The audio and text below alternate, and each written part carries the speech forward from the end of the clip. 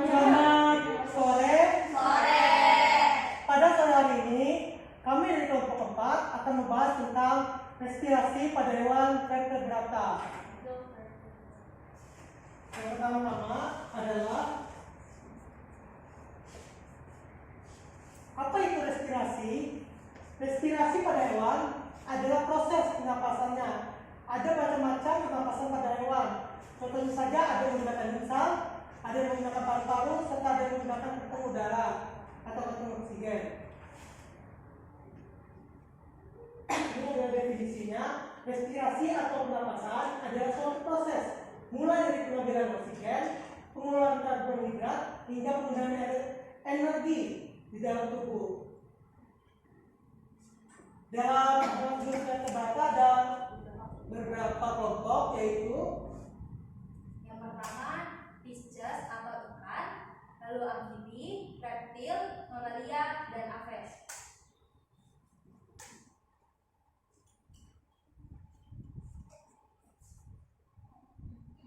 Mekanisme respirasi pada hewan vertebrata. Untuk kelompok Pisces, ikan adalah hewan vertebrata yang hidup di lingkungan air dan menggunakan sistem respirasi, yaitu menggunakan insang. Kalau untuk amfibi ini merupakan hewan vertebrata yang hidup di air dan di darat. Amfibi memiliki alat respirasi yang unik karena dapat hidup di air dan di darat. Pada amfibi seperti katak, hidup menggunakan insang, paru-paru, dan kulit. Lalu yang ketiga, reptil. Reptil adalah hewan vertebrata yang hidup di air dan di darat. Namun, mereka hanya menggunakan paru-paru sebagai alat respirasi. Selanjutnya ada mamalia. Mamalia adalah hewan vertebrata yang menggunakan paru-paru untuk melakukan respirasi. Walaupun menggunakan paru-paru, cara beradaptasi mamalia berbeda dengan reptil karena memiliki otot diafragma. Yang selanjutnya ada aves. Aves atau burung adalah vertebrata yang menggunakan paru-parunya dan kantong udara sebagai alat respirasinya. Baik, di sini ada proses mekanisme respirasi pada kelompok Pisces atau ikan. Yang pertama, pengambilan air atau biasa disebut dengan inspirasi. Pertama-tama mulut ikan terbuka dan air masuk ke rongga mulut yang disebut opercular cavity. Lalu tutup insang yang disebut operculum masih tertutup sehingga air tidak bisa langsung keluar. Proses yang kedua yaitu pertukaran gas di insang. Pertama-tama air yang masuk akan melewati lembaran-lembaran insang yang disebut filamen insang. Lalu setiap filamen ini memiliki struktur kecil berbentuk lempengan yang disebut lamela, di mana kapiler darah mengalir. Dan di lamela inilah terjadi difusi oksigen dari air ke darah dan karbon dioksida dari darah ke air. Proses yang ketiga yaitu pengeluaran air atau biasa disebut dengan ekspirasi. Setelah oksigen diambil, ikan menutup mulutnya dan membuka operculum. Lalu, air yang kaya akan karbon dioksida dikeluarkan melalui celah insang. yang kedua adalah proses mekanisme respirasi pada kelompok amfibi, yaitu katak.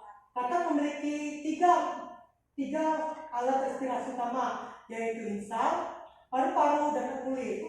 Pada saat larva atau cebong, katak menggunakan organ pernafasan yang digunakan adalah dominan menggunakan insang. Kemudian cara mekanismenya adalah kurang lebih seperti kelompok Pisces atau ikan, yaitu air masuk lewat mulut, kemudian lewat insang untuk diserap oksigen, kemudian oksigen diserap oleh tubuh, dan akhirnya akan dikeluarkan lewat insang kembali. Saat dewasa, insang tersebut akan menghilang dan perlahan digantikan oleh paru-paru dan kulit. Saat di darat, katak menggunakan paru-paru sebagai alat pernafasan dominan. Sedangkan saat di permukaan air, katak menggunakan kulit sebagai alat pernafasannya. Cara bernapas katak saat dewasa pertama-tama udara masuk lewat hidung, kemudian masuk ke dalam paru-paru untuk diserapkan oksigennya. Kemudian oksigen dan karbon dioksida juga ditukar lewat kulit, dan akhirnya karbon dioksida dikeluarkan dari paru dan kulit.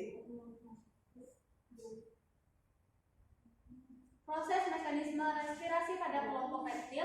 Reptil bernapas dengan paru-paru, tidak bernapas melalui kulit atau memiliki insan. Paru-paru reptil lebih efisien daripada paru-paru amfibi karena memiliki luas permukaan yang lebih besar untuk pertukaran gas. Untuk proses mekanisme respirasinya yaitu oksigen masuk melalui hidung, lalu oksigen menuju batang tenggorokan. Oksigen diteruskan ke paru-paru yang berada di rongga dada, lalu otot-otot interkostal mengangkat tulang rusuk yang meningkatkan volume toraks. Tekanan paru-paru berkurang sehingga udara masuk ke dalam paru-paru.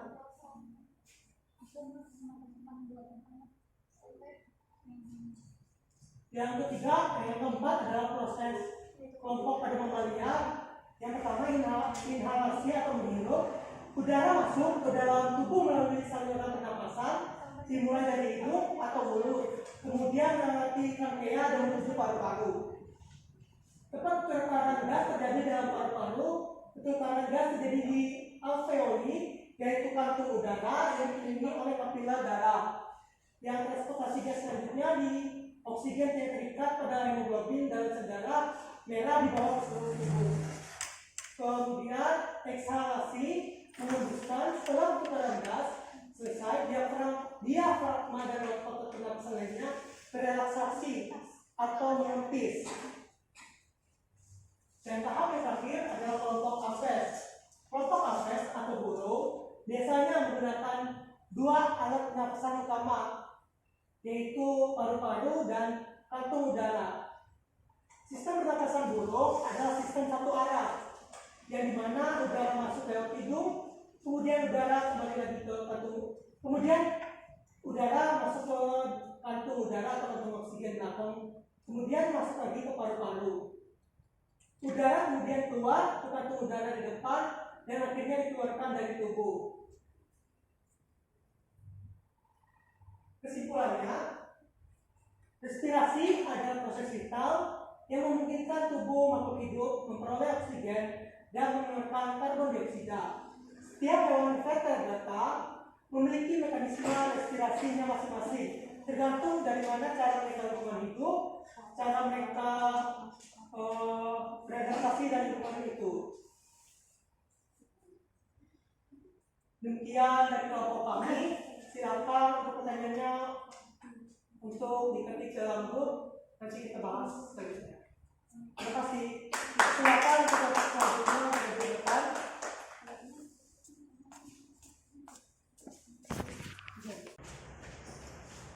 Alat pernapasan yang digunakan oleh ikan selain insan yaitu labirin.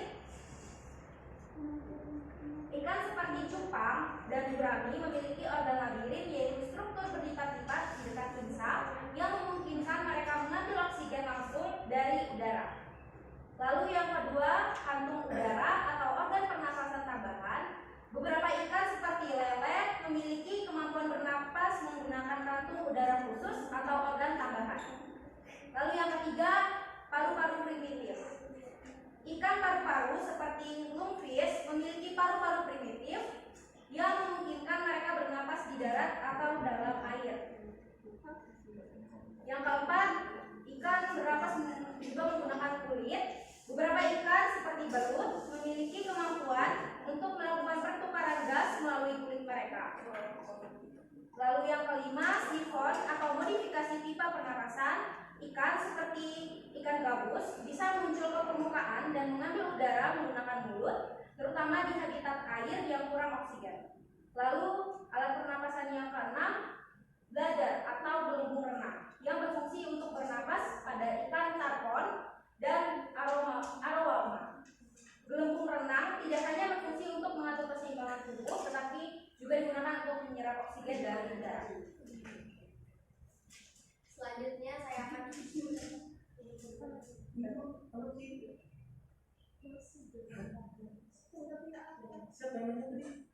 bagaimana untuk bisa?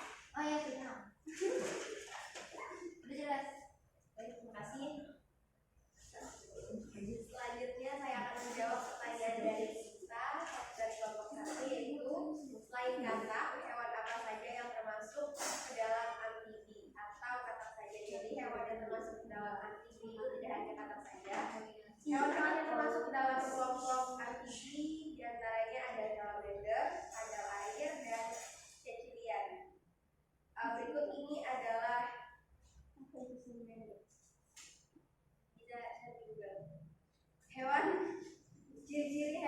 amfibi adalah amfibi biasanya memiliki beberapa karakteristik. Di antaranya berwarna coklat, hijau, kuning, merah atau biru, beradaptasi untuk hidup di berbagai lingkungan, merupakan hewan predator yang memakan invertebrata hidup dan binatang yang bergerak pelan atau lambat, menggunakan lidah yang lengket untuk menangkap mangsa. Apakah jelas kita? Sangat jelas. Terima kasih. Lalu saya akan menjawab pertanyaan dari Elizabeth. Perbedaan utama sistem pernapasan antara vertebrata akuatik seperti ikan dan vertebrata terrestrial seperti mamalia terletak pada organ pernapasan dan cara mengeluarkan gas. Organ pernapasan ikan menggunakan insang, tentunya berbeda karena mamalia menggunakan paru-paru. Medium pernapasan ikan, pernapasan terjadi di dalam air yang memiliki kandungan oksigen lebih rendah, sedangkan mamalia pernapasan terjadi di udara yang lebih kaya oksigen. Proses pertukaran gas ikan, air mengalir secara terus-menerus melalui insang saat ikan bernapas. Sedangkan mamalia pernapasan melibatkan siklus inhalasi dan ekshalasi dengan alveoli di paru-paru sebagai tempat pertukaran gas. Tentunya mamalia sama Pisces itu berbeda cara pernapasan. Apakah jelas? Sudah jelas. Dan yang terakhir pertanyaan dari kelompok Salasia, yaitu apa yang menyebabkan sistem pernapasan hewan vertebrata berbeda, yang membuat perbedaan dalam sistem respirasi mereka ada bermacam-macam. Contohnya saja seperti lingkungan tempat mereka hidup, kemudian cara mereka beradaptasi dengan lingkungan hidup tersebut. Contohnya saja kita ambil kelompok Pisces dengan kelompok amfibi. Kelompok Pisces hidup di air, menjadinya menggunakan insang. Kemudian kelompok amfibi hidup di dua daerah langsung kayak air dan darat, sehingga menyebabkan mereka memiliki dua sistem respirasinya masing-masing, tergantung kondisi yang dibutuhkan. Demikian apakah yang dapat diterima? Ya. Dengan demikian kami ucapkan terima kasih. Selamat sore.